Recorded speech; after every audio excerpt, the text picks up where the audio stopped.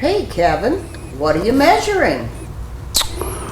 Oh, I'm playing, as always. Hang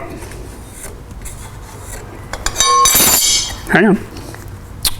Dave wrote in a while back and he said, how do you cut angles on pipe? How do you get those angles right to join up two pieces of pipe?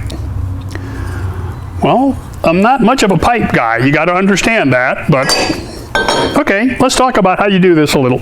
So keep it in mind that you can go out to a really, really great site called pipefitters.com, and they have all of this, all the jigs you need. They have the templates where you literally just lay it around the piece of pipe, trace it out, take the template off, and cut it. It's all right there. It's all done for you.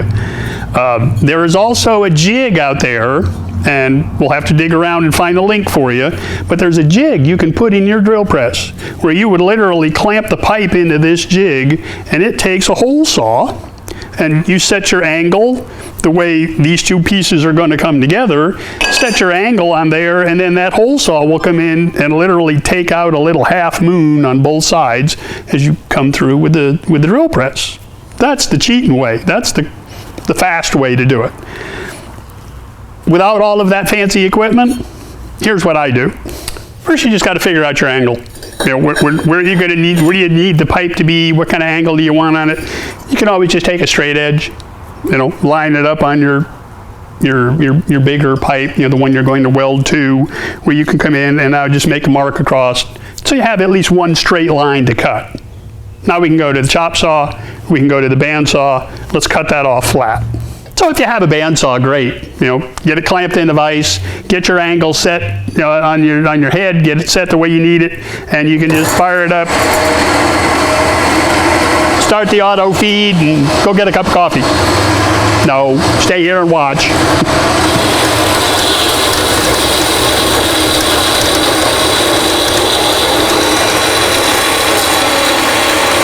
I've always found it helpful to mark the center. And you can just look down that angle, you know, and then once everything all lines up and everything's square and straight, you can get a couple marks on there just so you know front and back basically.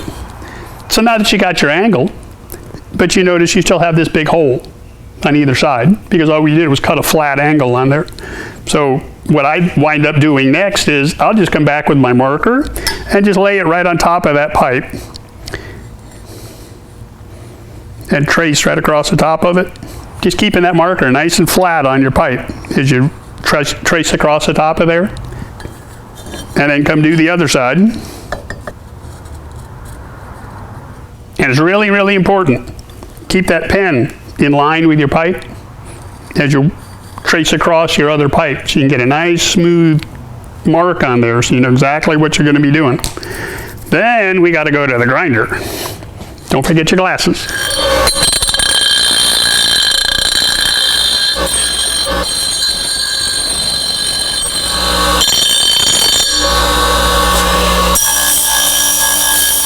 So you see I just used the bench grinder just to grind those two half moons in there. So now we can just check our fit again. See, I still have a little bit of a gap right there. So just come back and do it again. So just mark it on the front, mark it on the back, go back to your grinder. You're going back to your bench grinder. Slow and easy, just work it in, get those half moons cut the way you need them, and everything will fit up nice and tight. You know, you won't have a big gap on either side of it you have to fill in. Good solid joint. So Dave, I hope that points you in the right direction. I'm going to go back to doing my job. You guys are going to do your job. Reach down there and hit that subscribe button for me. Cool. We'll see you next time.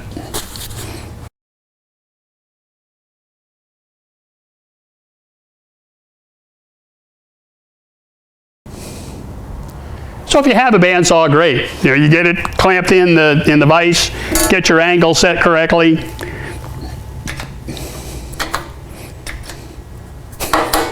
Figure out how to work the controls.